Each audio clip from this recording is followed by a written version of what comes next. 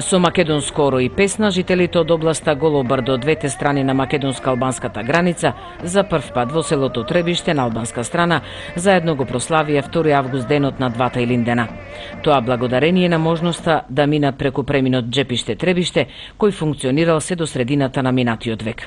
Делегација од Република Македонија прв пат официјално минува на граничниот премин Джепиште-Требиште.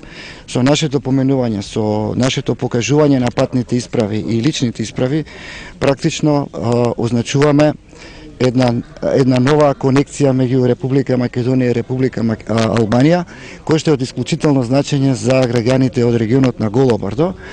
За жителите кои се роднински поврзани, ова представува многу значаен ден, зашто ќе може да се видат, заедно да поминат радости и таги, а поради близината да пазаруваат во Дебар, но и да пласираат земјоделски сточарски производи како некогаш.